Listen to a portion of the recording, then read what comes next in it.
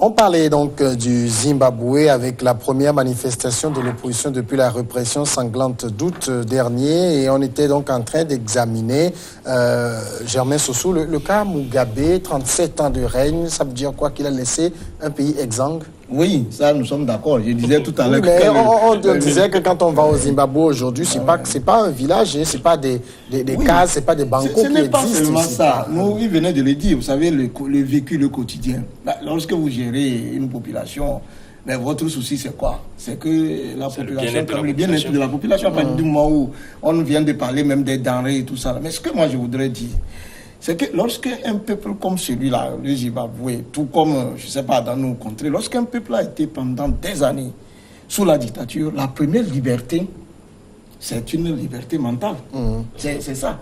Donc c'est pour cela que lorsqu'un régime totalitaire comme celui incarné par oui, aujourd'hui, lorsqu'il passe, même si le lait ou le miel dont vous avez parlé ne venait pas tout à l'heure, au même moment, mais au moins les gens, de façon psychologique, sont libérés. Oui, là, on est lorsque vous êtes psychologiquement libéré, c'est à partir de cela, à partir de ce moment-là même que le développement dont nous parlons. Mais lorsque dans le mental collectif des gens, on sait que c'est les mêmes personnes qui nous frappent, qui nous tuent, qui nous emprisonnent, tout ça là, le développement est... Mais il y a quand même quelque chose de particulier, que ce soit au Zimbabwe, à l'Afrique du Sud, c'est que la ZANU-PF ou l'ANC, c'est pas aujourd'hui qu'on va renverser ce parti. Oui. C'est les partis qui ont lutté pour conquérir la liberté, l'indépendance qu'ils ont aujourd'hui. Oui, mais il y a une nuance entre l'Afrique du Sud et les ZANU. Non, c'est quasiment le même. Ils ont connu l'apartheid.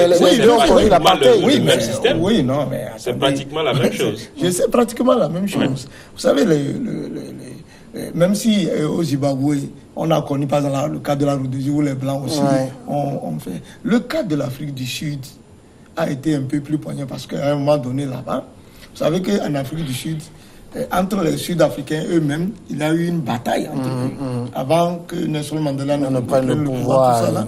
Mais quand même, comment on l'appelle, Robert Mugabe, lui, il a eu quand même la latitude de gérer le pays comme il entend. Non, mais ce n'est pas si évident pour lui. C'est-à-dire, on oublie de le dire, Mugabe a fait de la prison. Oui, selon certains, il a même été castré en prison. Il a subi des horreurs. Peut-être quasiment comme Mugabe, c'est le Mandela du Zimbabwe. C'est pour cela d'ailleurs il a une aversion. Oui, pour les Blancs. Aux Blancs. Mais je vous dis qu'à un moment donné, il avait les rênes du pouvoir. Mugabe avait les rênes du pouvoir. En même temps qu'il combattait les Blancs, vous savez qu'il y a eu entre-temps aussi le problème des terres, tout ça. Donc, mais aujourd'hui, le bilan est là. Tout en combattant les Blancs, mais le développement lui-même, pour ceux pour qui il dit s'être battu, aujourd'hui, c'est ça, nous sommes à l'heure des bilans. Alors, c'est pour cela, d'ailleurs, que vous dites que ce sont susceptibles à des problèmes. Tout ce que nous disons, c'est que les Zimbabwéens sont reconnaissants pour ce que Mugabe a fait, tout ça. Mais aujourd'hui, nous sommes à l'heure de la démocratie et du développement. Il faut permettre que d'autres énergies aussi viennent montrer leur capacité. À partir du moment où vous avez fait du conservatisme un mode de gestion politique, mais comment vous voulez que les énergies puissent s'éclore? Alors, Adama John, est-ce que dans le cas du Zimbabwe, on n'est pas aussi dans le schéma qu'on voit dans d'autres pays où quand Harare, qui est la capitale, grogne, on dit tout le pays grogne?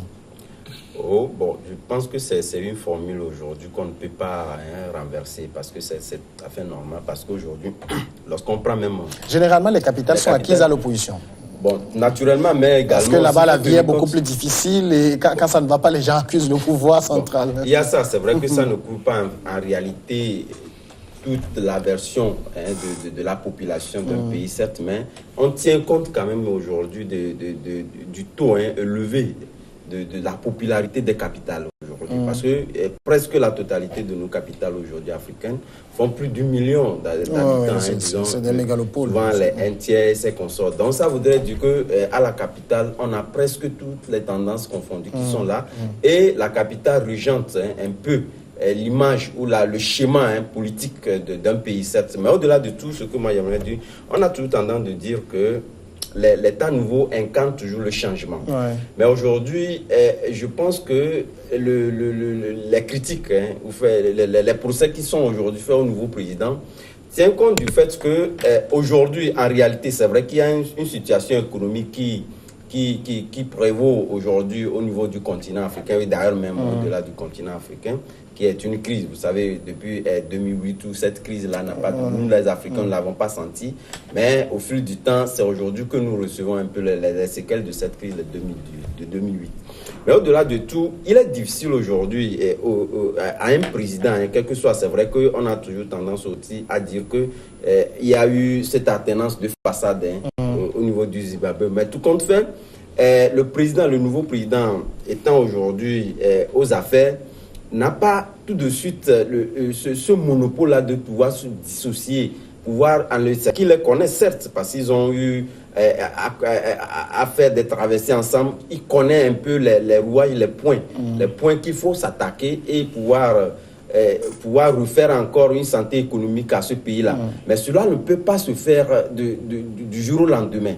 Parce que tu ne peux pas arriver, sinon il ne pourra pas même gouverner. S'il arrivait et puis il dissociait la vieille garde de ces intentions-là qui voulaient vraiment imprimer les marques de développement, qui voulaient imprimer, ça ne marchera pas ainsi. Donc je pense que nous avons eu une gouvernance qui a trop duré dans tous les pays. Vous avez dû constater que les pays où on a des chefs d'État qui ont duré au pouvoir, lorsque le nouveau président arrive toujours, sa gestion, sa gouvernance a été toujours difficile à voir du côté positif. Je pense qu'il y a ce côté-là aussi qu'il faut voir. Et au fil du temps, lui-même, il sait qu'il doit imprimer un certain nombre de changements à ce pays-là, tout en sachant d'une manière avec beaucoup de tact, éliminer ou du moins sauter ce qu'il faut sauter à des points pour pouvoir faire recette. Je pense qu'il faut lui accorder du temps et pour qu'on en arrive là. Et le temps, c'est ce qui manque aux Zimbabwéens. Ils sont pressés, ils ont envie de bien manger, de bien vivre. Justement, c'est quand le ventre affamé n'a point d'oreille. Donc, je pense qu'aujourd'hui, il faut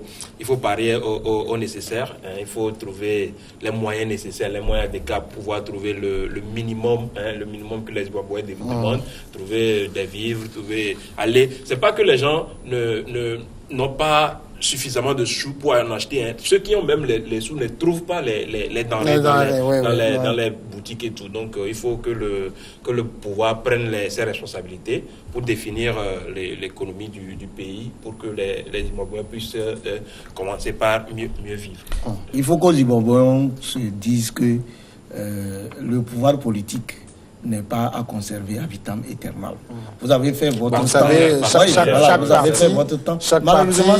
chaque parti gagne les élections, exerce et veut le conserver aussi longtemps que possible. Aucun parti n'offre à son adversaire le pouvoir sur un plateau d'or. Vous savez la façon dont vous expliquez ça. L'image que vous relayez à notre téléspectateur en disant oui, on va aller aux élections, on peut conserver, mais dans les pays occidentaux, l'élection se passe de façon normale. Et à partir de cet instant, vous avez une élection qui se déroule de façon normale et que vous regardez d'accord, on peut être d'accord. Ici, tout est fait pour conserver. C'est-à-dire qu'on ne vous vote pas, on ne prend pas la force. Au mieux, on bastonne les gens. C'est de ça que je parle. D'accord. On va passer maintenant sur le Gabon. Le Gabon, une coalition de syndicats du Gabon a appelé jeudi à une grève générale du 10 au 12 décembre pour dénoncer l'absence du président Ali Bongo depuis plus d'un mois qui les prive d'interlocuteurs. Cette coalition dynamique unitaire a estimé dans un communiqué que cette absence d'interlocuteurs empêchait de résoudre les problèmes liés aux mesures d'austérité prises ces derniers mois par le gouvernement. DU entend également dénoncer par une grande marche noire pacifique prévue le 18 décembre la modification inégale de la Constitution pour pallier l'absence du chef de l'État malade et hors du Gabon depuis le 24 octobre. Vincent Amegavi, Ali Bongo qui est alité, c'est son gouvernement qui gère les affaires courantes, mais apparemment les syndicats n'ont pas envie de lâcher le morceau. Oui, c'est de bonne guerre. Hein. Les syndicats sont dans leur rôle parce que... Ils ont senti que l'État est affaibli. Est-ce que l'État est affaibli? Aujourd'hui, le pouvoir gabonais ils sont partout. Ils ont peu importe ce qu'on dit, ils ne sont pas, c'est pas du jour au lendemain qu'on va les voir à terre. Hein. La bonne nouvelle, c'est que Ali Bongo n'est pas décédé. Donc ça, c'est déjà quelque chose. Il faut maintenant que le gouvernement prenne prenne ses responsabilités.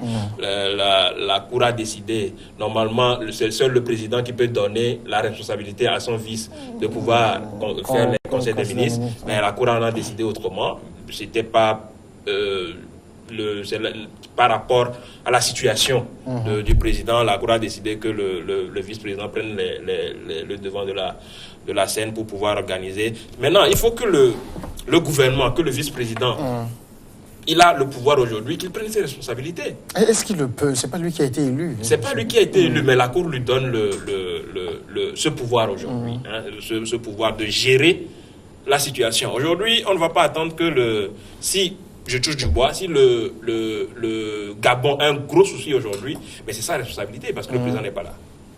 La Cour lui a conféré ce pouvoir. Même si les syndicats dénoncent, même si les populations, les opposants dénoncent cela, il faut que le pays continue par exister. Il faut que le pays continue par diriger. Donc, il faut qu'il prenne ses responsabilités. Aujourd'hui, il a le pouvoir, qu'il prenne ses responsabilités, qu'il discute avec les syndicats. Il les appelle, il discute avec eux. Mais voilà la situation. Le souci aujourd'hui au Gabon, c'est qu'on ne dit pas clairement les choses aux populations. Aujourd'hui, on dit que le président est malade, demain on dit que le président est ceci. Donc, les gens ne sont pas au courant des faits réels, de la situation réelle du pays. C'est pour ça que les gens ont tendance à protester, à contester. Il faut que le vice-président prenne ses responsabilités, qu'il appelle les syndicats, qu'il discute avec eux, parce que c'est des mesures qui touchent directement aux populations. Les mesures de sécurité touchent directement aux populations. Donc, il faut qu'il les appelle, qu'ils discutent, qu'ils trouvent des terrains d'entente. Le vice-président, il était là quand ces mesures ont été prises. Donc, il peut répondre de ces mesures. Je pense qu'il doit les appeler pour en discuter. Germain Sossou, quand les syndicats disent qu'ils n'ont pas d'interlocuteur en l'absence du président, est-ce que ce n'est pas aussi un argument qu'ils cherchent? D'abord, est-ce que c'est leur problème de chercher un interlocuteur? Parce qu'il y a le ministre du Travail, il y a le vice-président, comme on le dit.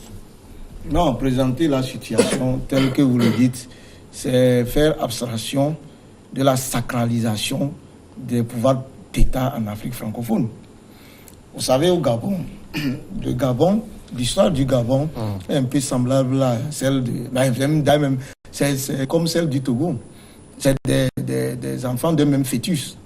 Vous savez, le président gabonais, d'abord, on va passer sous silence comment le fait président est mort, lui, comment il est venu au pouvoir. Mais après sa mort... Oui, il est venu régulièrement au pouvoir. Oui, c'est-à-dire, c'est pourquoi j'ai dit... À la mort de son papa, c'est la présidente du Sénat qui a pris les rênes. Il y a eu des élections et il a gagné. Il n'a pas été fait président de l'Assemblée ou président du Sénat pour prendre le pouvoir. Non, c'est pas comme ça s'est passé. Non, vous savez... le fait général Gnassingbé a démarré à son âme. Avant qu'il ne meure, tous les Togolais susurraient partout qu'il préparait au sein de sa famille, ses enfants. On savait qu'au Gabon... c'est pas interdit qu'un enfant de chef d'État prétende abriguer la magistrature. C'est pas interdit. Non, ce n'est pas... Nous ne sommes pas dans une monarchie. Mais c'est pas interdit. S'il doit venir, il faut que ça suive les formes normales. Oui, c'est ce que j'ai dit dans le cas du Gabon. Il a suivi la forme normale des choses. Oui, c'est pour cela que j'ai dit... les leviers du pouvoir. Parce qu'il ne faut pas voir Ali Bongo comme ça. Les leviers du pouvoir sont calés de sorte que le pouvoir d'État ne puisse pas passer d'une main quelconque qui ne soit pas celle d'un clan.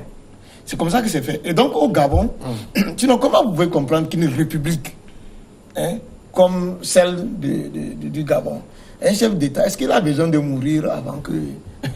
S'il n'est pas capable de diriger, mais il y a des Gabonais qui sont aussi capables, comme lui, de gérer le Gabon. Je pense qu'il faut respecter la Constitution. Qu'est-ce que la Constitution dit? Est-ce que vous êtes capable de nous dire que le président gabonais est en état de diriger le Gabon? Je ne suis pas gabonais. Voilà, c'est ce que j'ai dit. C'est pour cela que j'ai dit nous est-ce que vous êtes en mesure de nous dire qu'il n'est pas... Est-ce qu'il est aux commandes? Mais s'il n'est pas aux commandes, il y a des Gabonais qui sont capables de diriger le Gabon. On ne peut pas faire... Non, c'est pourquoi je dis... Oui, mais voilà, c'est de ça que nous parlons. Comment vous venez de dire que... vous savez très bien qu'au Gabon, il y a eu encore tripatouillage pour maintenir le pouvoir politique dans les mains d'un même clan. On a introduit des amendements pour ne... C'est ça. Donc c'est pour cela que je dis que le Togo et le Gabon, c'est les enfants d'un même fœtus. C'est tout est fait pour conserver. Donc quand vous demandez tout à l'heure en disant que est-ce qu'ils ont besoin de chefs de l'État, forcément. Mais quand il était là, c'est lui le seul interlocuteur. Oui, mais déjà, est-ce qu'il les rencontrait? Voilà, mais il a fait les choses. Voilà, mais il a fait des choses que tout doit passer par lui. Et celui dont vous dites même qu'aujourd'hui, il faut qu'il discute. Mais vous savez que je vous ai dit que le pouvoir dans certains pays en Afrique francophone, comme le Togo, comme le Gabon, c'est des pouvoirs politiques sacralisés. Vous ne pouvez pas... Vous êtes qui pour venir dire non? Mais tant que le on dit n'est pas mort, vous... Même s'il est mort, on choisit un membre de la famille. Déjà, ce que vous dites là, le conseil des ministres a eu lieu sans Bongo. Et l'une des décisions a été de supprimer un certain nombre de mesures prises par le président. Ça veut dire que ce conseil a estimé quand même que pour la situation économique, il y avait des pas à poser. Donc, mais là, discuter avec des syndicats, c'est pas sorcier. Oui, mais vous me rejoignez en disant qu'il a fallu qu'Ali Bongo, vous m'excusez, je ne sais pas comment, qu'il soit quand même grabataire pour qu'on prenne un seul... Parce que de son vivant, ce n'est pas possible. Alors, non, il est vivant. Non, en fait, de ça, c'était pas possible. Bon, en fait, vous dites... Il est actuellement à Rabat. Depuis hier, il est à Rabat pour sa convalescence. Oui, c'est ça. Et sa rééducation. Voilà, donc il a fallu qu'il soit dans une situation qui amène ses compatriotes à prendre des décisions. Ça veut dire que même quand les gens le voyaient, ils savaient que... C'est le chef de l'État, peut-être qu'il y a eu des critiques, mais bon, c'est lui qui est élu. Peut-être que le Conseil des ministres a eu à critiquer, mais si la majorité l'a emporté, bon, d'accord. Nous n'avons pas assisté au Conseil des ministres pour juger de ce qu'il en a été. Oui, soit, je vous dis que le président Bongo, quand il est mort, tout est fait pour que son fils soit au pouvoir. Maintenant, si vous voulez me démontrer que c'est la loi... Moi, je pose des questions, je ne démontre rien. À partir de cet instant où les gens considèrent le pouvoir politique comme un bien privé, où tous les garde-fous sont mis pour que les autres n'en viennent pas, mais on ne peut arriver qu'à ces résultats. Sinon, lorsque le président est malade, à partir du moment où on se rend compte qu'il est malade, vous imaginez une république comme celle du Gabon, où vous avez des intellectuels. Mais comment on peut continuer par penser que c'est un seul individu qui puisse régenter la vie de... Oui, mais le président est malade. Le président est malade. Il est un être humain, il peut tomber malade. Oui, d'accord, oui. D'accord, on va écouter Adam. Adam, mais maintenant, est-ce que les syndicats, eux, ne cherchent pas aussi à profiter de la situation pour se donner de la voix? Non, bon, avant d'en arriver même à la question que vous posez, vous savez, aujourd'hui, le Gabon est au centre de tous les regards et montre à suffisance un peu l'insuffisance quelque part de lois fondamentales. Parce qu'aujourd'hui, lorsque la loi ne prévoit pas ce genre de dispositions, on a tendance quand même à l'interpréter comme bon nous semble. Donc c'est pour dire qu'aujourd'hui, quoi qu'on dise, pour faire un peu un lien avec ce qui se passe chez nous aujourd'hui, ou du moins on a confectionné une loi en tenant compte de ce qui se fait dans les pays. C'est vrai que ça a marché à un moment donné, mais lorsque les problèmes ressurgissent, il faudrait réintégrer un certain nombre de dispositions par rapport à cela. Parce que, comme je le disais aujourd'hui, je le disais tout à l'heure, si le Gabon est au centre des regards, d'une manière, c'est vrai que l'opposition, ou du moins disons la population, l'opposition peut interpréter cette disposition-là autrement, parce que on ne peut pas, en l'absence du fait qu'une situation s'est posée, et puis sauter donc sur la Constitution en essayant du fait de faire entorse à certaines dispositions qui devaient... Voilà pourquoi d'ailleurs même l'Union européenne, l'Union africaine avait tenu à ce qu'on puisse respecter formellement la loi fondamentale. Mais comme je le disais, je pense que lors de mon dernier passage ici, cette disposition-là ne peut pas tenir pour longtemps. Parce que tant que le président ne va pas retrouver tous ses sens pour pouvoir, du moins, avoir une image de lui, du moins, pour pouvoir donner tout de moins un message rassurant qu'il a encore cette commodité à toujours diriger le pays, même après son état grabataire, ça causerait problème. Donc aujourd'hui, au niveau du monde entier, je pense que c'est une facette un peu négative des choses qui sont en train d'être présentées à la face du monde entier. Mais aujourd'hui, revenons donc à la question concernant les syndicats. Il faut dire que ce sont les recettes d'une situation sociopolitique qui était déjà en érection dans ce pays-là, qui n'avait pas trouvé des solutions par le passé. Donc aujourd'hui, cela devait donc être plus... Ça reconforte encore, disons, la classe, la société civile, à pouvoir insister sur ces revendications. Là, quelque part aujourd'hui, lorsque vous voyez la société civile qui sortent par moment, parce qu'il y avait la question enseignante, il y avait d'autres questions. Quelque part, ces questions-là sont liées. On essaie un peu de les dissocier de la politique, mais il faut tenir compte du fait que ces questions sont liées quelque part par la situation politique que traversent la plupart du temps les pays.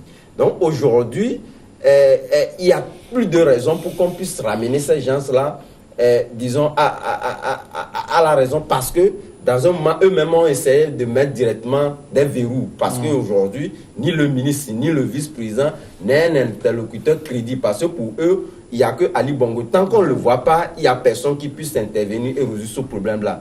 Donc, je pense que c'est un glissement de situation qui risque beaucoup plus d'envenimer un pays qui n'a pas fini de payer les recettes d'une crise électorale qu'elle a vécue. Parce qu'aujourd'hui, il faut retenir du fait que le Gabon est tombé un peu plus bas, suivant les profondeurs, mais c'était un pays qui avait déjà eu des problèmes compte tenu du coût du baril, ses consorts, et la situation politique est venue encore en rajouter plus. Donc, il faut dire que, somme toute, c'est un pays où, si on ne prend pas vraiment les mesures, telles que la société civile devient de plus en plus agressive, ça risque de causer des problèmes à la longue. Alors, Vincent Megavi, la société civile, je l'ai dit, les syndicats ont appelé à une marche noire pacifique le 18 décembre pour dénoncer la modification illégale de la Constitution.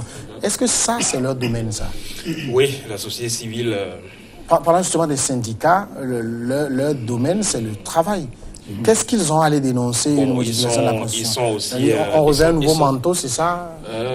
Oui, dans nos pays, c'est un peu ça. Hein. Ils sont...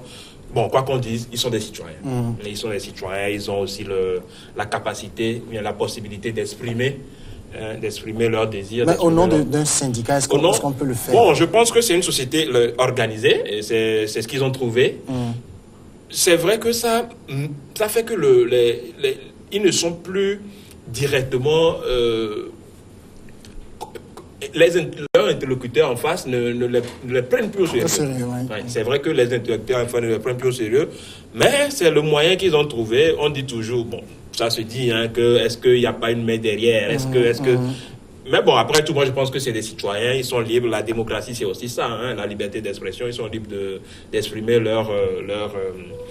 les soucis, de faire des revendications. Et si les syndicats trouvent que c'est comme ça, par la dénonciation de la modification qu'ils vont exprimer, moi je pense que il faudrait les laisser faire. C'est aussi une expression. Maintenant, en allant un peu plus concrètement dans la modification même de la Constitution, je pense que il y avait une situation.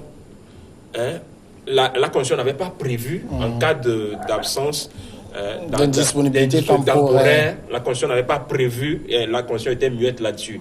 Qu'est-ce qu'il fallait faire? La Cour a pris ses responsabilités. La Cour a décidé qu'il fallait modifier pour avoir c'est la Cour, elle a décidé. Est-ce que... certains disent que ce n'est pas de ses prérogatives. Voilà, c'est à l'Assemblée nationale. Voilà, il faut savoir est-ce que la Cour a cette prérogative. Même si ça passait à l'Assemblée nationale, je pense que Ali Bongo avait la majorité. La Cour est dirigée par la belle-mère d'Ali Bongo. C'est un clan, comme mon ami le disait tout à l'heure, c'est un clan, c'est un système qui est ancré. Je pense que même si ça passait pas à l'Assemblée nationale, ça aurait passé. Alors, j'ai remis sur la demande des syndicats liés à la modification illégale de la Constitution. Vous pensez que c'est leur champ? Vous savez l'Afrique, parfois, c'est une honte, quoi. Non, c'est une honte. C'est-à-dire que où nous sommes en démocratie, on n'est pas en démocratie. Parfois, moi, quand j'écoute un certain nombre de questions, on dit non, ceux-là, c'est des enseignants, c'est des syndicalistes. Vous voyez ce qui se passe actuellement en France. Les gilets jaunes. Vous savez qu'aux États-Unis, des journalistes ont dénoncé avec l'affaire de l'écoute téléphonique, tout ça fait partie d'un chef d'État. Et c'est à partir seulement d'un certain nombre de choses. Qu'est-ce qu'on appelle le contrôle citoyen de l'action publique? C'est les citoyens qui font le contrôle citoyen de l'action publique. À partir du moment où un chef d'État élu, je sais pas, un député, un maire, tout ça, là, pour qu'il soit élu, c'est la même population. C'est vers cette même population, on va battre comme c'est la même population qui s'aligne dans le soleil, dans la pluie pour voter pour ces gens-là. Mais pourquoi à un moment donné, lorsque ça ne va pas, on leur dénie le droit de s'exprimer. Non, S'ils ne est-ce sont qu'on pas leur a des- donné le droit? C'est-à-dire, ils sont enfermés là dans une organisation qui a une vocation donnée. Oui, mais- Alors, mais quand elle intervient dans un autre champ, c'est là on demande est-ce que c'est son domaine d'intervention? Bon, c'est le local qui nous abrite. Si par hasard le local prenait feu, c'est le domaine des sapeurs-pompiers de venir éteindre le feu. Mais si mon ami et moi nous prenons les seaux, nous éteignons, est-ce qu'on va nous demander? Faut pas qu'on nous demande. On va dire du moment où le pays ne va pas bien, vous ne pouvez pas les demander. Est-ce qu'ils étaient assis seulement, ils sont sortis? À un moment donné, ils se sont rendus compte que les gens veulent les prendre comme des cons. Vous avez vu comment on a introduit cet amendement illégal. Vous voulez qu'ils se taisent tout simplement parce qu'ils sont des syndicalistes, alors qu'ils voient que cet exercice-là va entraîner des choses. Donc il fallait qu'ils sortent en tant que citoyens pour dire non, ce n'est pas possible, il faut remettre les choses dans l'état. D'accord. Adam, on va vous écouter sur ce sujet et rendre l'antenne. Oui, vous savez, la belle-main, comme vous le dites, d'Ali Bongo a déjà perdu une certaine légitimité, surtout lors de sa sortie pour balayer. À savoir si elle en avait. L'Assemblée nationale, non, même s'il n'en avait pas, plus ça, le fait qu'elle a suspendu l'Assemblée nationale par le passé a beaucoup, disons, marqué, disons, d'un faux pas son passage. Et aujourd'hui, elle a perdu, comme je le disais tantôt, toute légitimité aux yeux des Gabonais dans leur majorité. Donc aujourd'hui, si c'est cette dame-là qui doit encore repartir par des traficotages au niveau de la loi fondamentale pour dire quoi que ce soit, cela ne peut être que fatal pour ce pays-là parce que les gens... Bon, pour le moment, ça permet de sauver la situation. Voilà, justement. Le Gabon fonctionne. Mais c'est que ce qui est sûr, comme je l'ai toujours dit, ça ne peut pas continuer tant que Ali Bongo ne fasse pas signe. D'accord. On sait qu'il est là. On va rendre l'antenne maintenant. On rend l'antenne et on revient après le journal.